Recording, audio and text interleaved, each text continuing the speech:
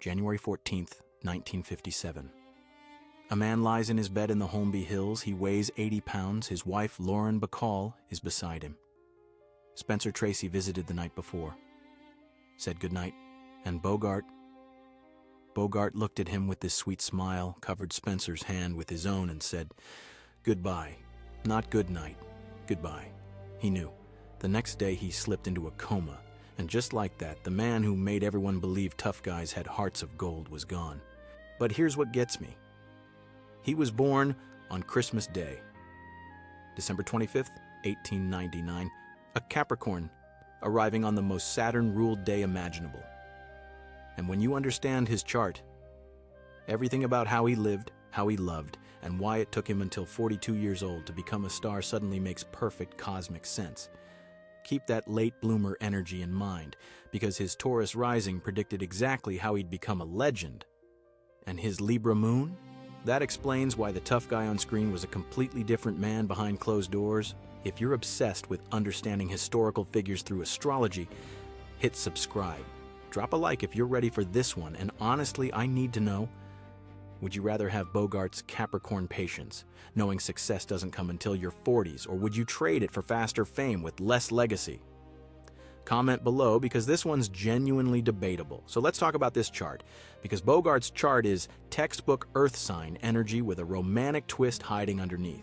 Sun in Capricorn at 3 degrees. This is the cardinal earth sign ruled by Saturn, the taskmaster, the planet of time, discipline, and delayed gratification. Capricorns don't get handed anything, they earn it. They build slowly, they play the long game, and they get better with age like the most expensive whiskey you've ever tasted. Taurus Rising, another earth sign, Venus ruled. This is how the world sees you. Your mask, your first impression, your physical presence. Taurus Rising gives someone this unmovable, rock-solid quality. Not conventionally beautiful necessarily, but something more magnetic, gravitas, authority. The kind of presence that walks into a room and you just notice.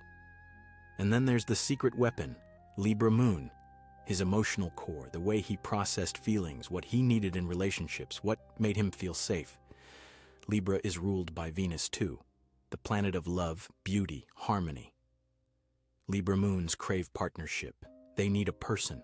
They're romantic underneath whatever exterior they show the world. So you got this man with double earth energy saying, work hard, be patient, build something that lasts. And then this air sign moon whispering, but also find love, seek beauty, don't be alone. That tension, that's the whole story. Remember that Libra moon placement when we get to Lauren Bacall, because it explains everything. Humphrey Bogart was born into exactly the kind of family you'd expect to produce a Capricorn with Taurus Rising. His father, Belmont, was a successful heart surgeon. His mother, Maud Humphrey, was a commercial illustrator who made over $50,000 a year in the early 1900s. That's an enormous sum back then. She made 3 times what her husband did.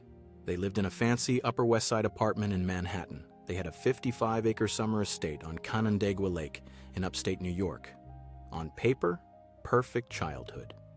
But here's where the Saturn influence shows up early. Both parents were consumed by their careers. They were emotionally distant, cold. His mother was particularly unable to show affection, by all accounts, an intense, work-obsessed woman who never quite connected with her children. She used a drawing of baby Humphrey in a national advertising campaign for Mellon's baby food. He later joked that there was a period in American history where you couldn't pick up a magazine without seeing his face. His own mother used him for her career before she used him for warmth. Classic Capricorn wound, the lesson that love must be earned through achievement. His childhood summers at Canandaigua were the bright spots. His father taught him chess and sailing there, 2 passions that bordered on obsessions for the rest of his life. The chess thing is so Capricorn it hurts.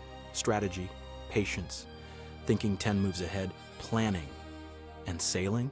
That Taurus Rising craving physical connection to earth and water, to something solid beneath his feet? He was sent to the elite Trinity School in New York. Bad grades, poor student. One classmate said he never came out for anything. His effeminate name, the overly formal clothes his mother made him wear, he was constantly mocked. His parents shipped him off to Phillips Academy in Andover, Massachusetts. Their dream? Yale, medical school, following in his father's footsteps. And here's where Capricorn does what Capricorn does, rebels quietly. He got expelled. The exact reasons are fuzzy. Some say smoking, some say a fight with faculty, some say he just couldn't care less about their rules. Either way, the prestigious path his parents planned, gone. Saturn had other plans. He enlisted in the Navy during World War I. And this is where the famous story happens, the one that gave him that iconic scar on his upper lip, the slight lisp. The details vary, but the most likely version is this. He was escorting a prisoner who asked for a cigarette. While Bogart was reaching for his lighter, the prisoner struck him in the face with handcuffs and tried to escape. That scar became his trademark. The thing that made his face distinctive. The imperfection that somehow made him perfect for the roles that would eventually come. Saturn takes away, and Saturn gives back differently. After the Navy, a family friend who was a theatrical producer gave him an office job. Bogart worked his way up to company manager, started getting small roles in stage plays. And listen, the man was not an overnight success, not even close. Throughout the entire 1920s, he did stage work. A critic named Alexander Woolcott described his acting in a 1922 play as inadequate. He spent over a decade playing what he later called sleek, sybaritic, stiff-shirted, swallow-tailed smoothies, juvenile romantic leads in white pants, swinging a tennis racket, the man who would become Sam Spade, playing tennis players and pretty boys. For 10 years. That's the Capricorn slow build. Saturn doesn't hand you success at 25. Saturn makes you earn every single inch. He got married, divorced, got married again. Divorced. Both times to actresses, both times while struggling to figure out who he was. His Libra Moon desperately seeking partnership while his career gave him nothing to feel proud of. 1935. He's 36 years old. He gets cast in a Broadway play called The Petrified Forest as Duke Mantei, an escaped criminal holed up in a desert diner. It's a complete departure from everything he'd played before. The producer later admitted he didn't think much of Bogart, called him an antiquated juvenile, but his voice, dry and tired, was perfect for a cold-blooded character. The play was a smash. Critics said he did the best work of his career. And here's where fate and loyalty intersect in the most beautiful way.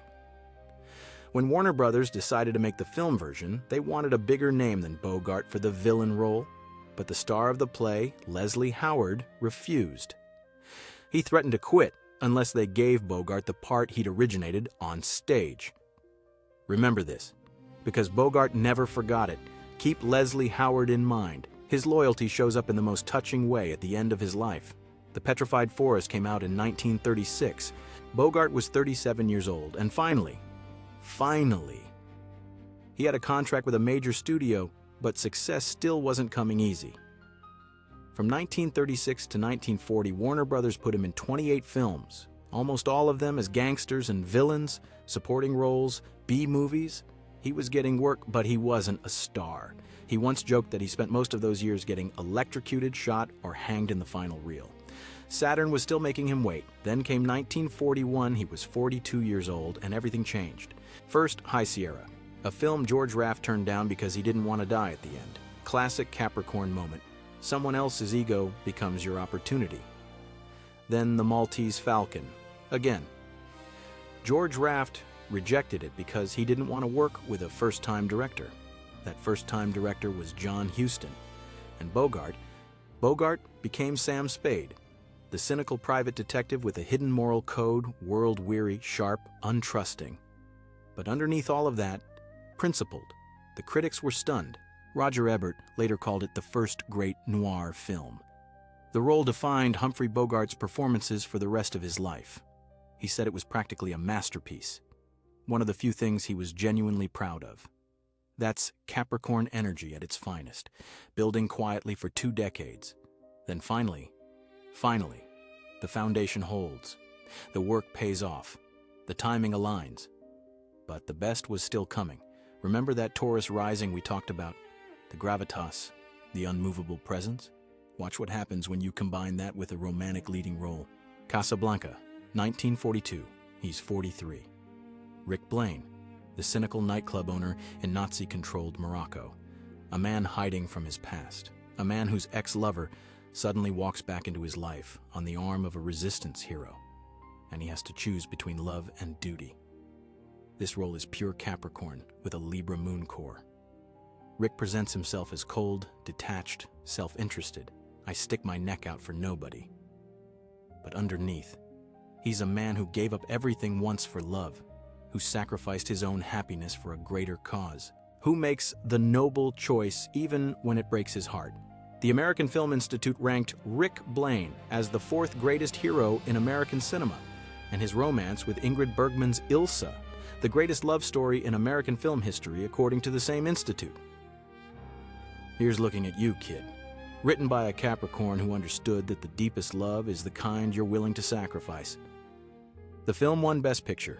Bogart got his first Academy Award nomination. And suddenly, the man who couldn't get a leading role until his 40s was one of the biggest stars. Saturn rewards patience. It just takes its time about it.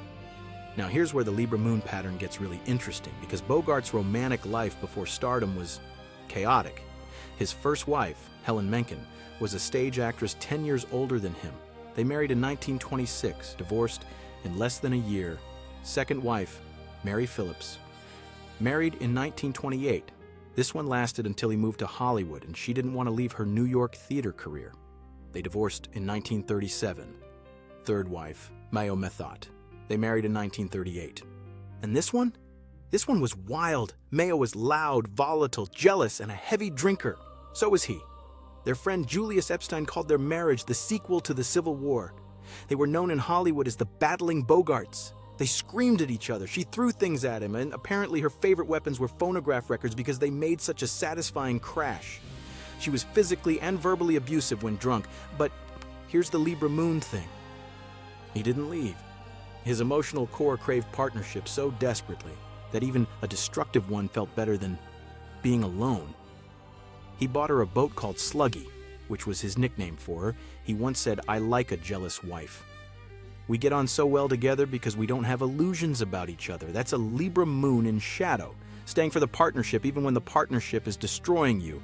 And then, 1944, he's filming To Have and Have Not. He's 44 years old, still married to Mayo, and a 19-year-old model turned actress named Betty Joan Persky walks onto set.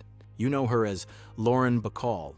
The director Howard Hawks introduced them. Bacall later admitted her first reaction was not great. She'd been hoping for Cary Grant, but Hawks put them in scenes together. Bogart told jokes to make her comfortable. And something shifted. 3 weeks into filming, Bogart stopped by her trailer to say goodnight. She was brushing her hair. He was standing behind her, and he just leaned over, put his hand under her chin, and kissed her. Then asked her to write her phone number on a pack of matches.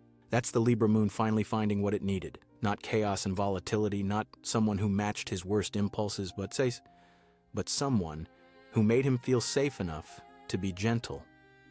The age gap was 25 years. Her mother disapproved. The director tried to convince her Bogart didn't really have feelings for her. Bogart was still married. But the Libra Moon knew. He wrote her a letter after filming ended. I know what was meant by to say goodbye is to die a little, because when I walked away from you that last time and saw you standing there so darling, I did die a little in my heart. He divorced Mayo, and on May 21st, 1945, he married Lauren Bacall at a novelist's farmhouse in Ohio. He was 45. She was 20. During the ceremony, tears streamed down his face. Bacall said he was realizing what the words meant, what they should mean. The Hollywood gossips predicted disaster. They knew better. They stayed married for 12 years, until the day he died. They had 2 children, a son named Stephen, after Bogart's character in To Have and Have Not, and a daughter named Leslie Howard, after the man who had insisted Bogart get his breakthrough role. That's Capricorn loyalty. You remember who helped you climb the mountain. You name your children after them. The 1940s and 50s were peak Bogart, The Big Sleep with Bacall in 1946, Dark Passage and Key Largo with her too. The Treasure of the Sierra Madre with John Huston, The African Queen opposite Katharine Hepburn in 1951, for which he finally won the Academy Award for Best Actor. He was 52 years old when he won his Oscar, the late bloomer finally getting the recognition Saturn had been promising. His screen presence in these years is pure Taurus Rising. He wasn't classically handsome. He was short, slight, his teeth weren't great, But when he walked on screen, you couldn't look away. Gravitas. Authority. That unmovable quality that made you believe every cynical word he said while suspecting he had a heart underneath. He got better looking as he aged. More interesting, more magnetic. That's Saturn's gift. Capricorns age like wine. What was awkward at 25 becomes distinguished at 50.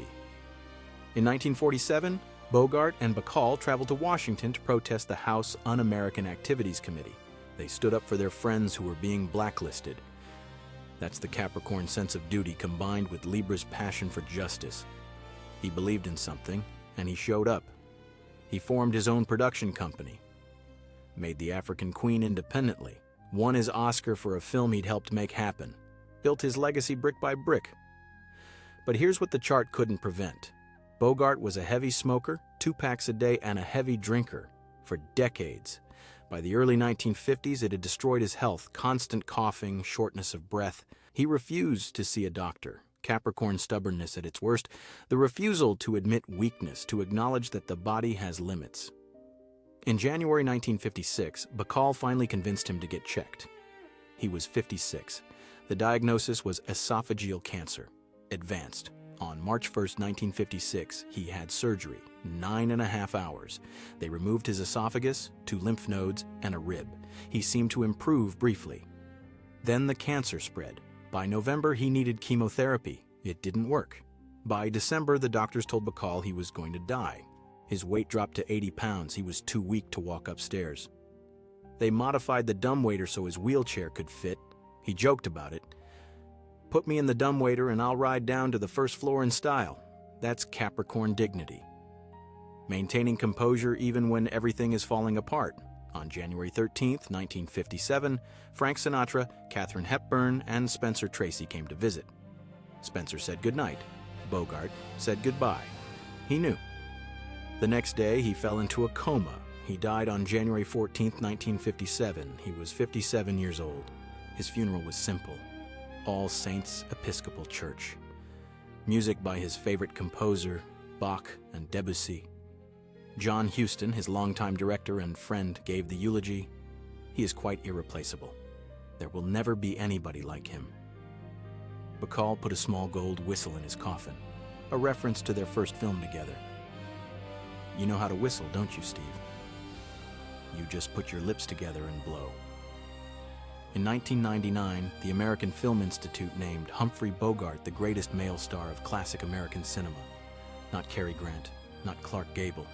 Bogart, the late bloomer, the man who didn't become a leading man until 42. The Capricorn who built slowly and left something permanent. Here's what I keep coming back to about his chart. Capricorn Sun with Taurus Rising is the ultimate builder of lasting legacies. Saturn rewards patience with permanence. Venus rewards persistence with beauty. He didn't flame out young, he didn't peak early and fade. He climbed and climbed and climbed, and when he finally reached the top, he built something that's still standing.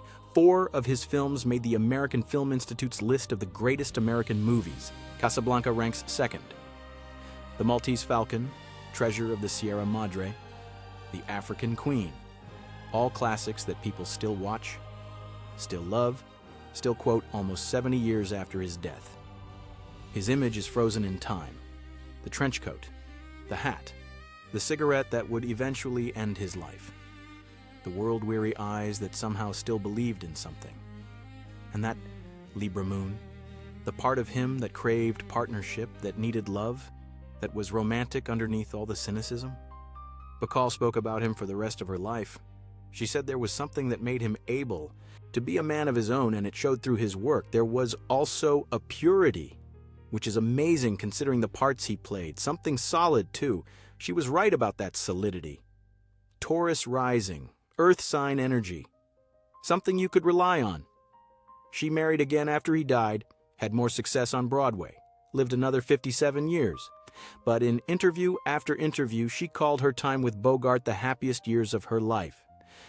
She said, "No one has written a romance better than we lived it." That's the Libra Moon legacy.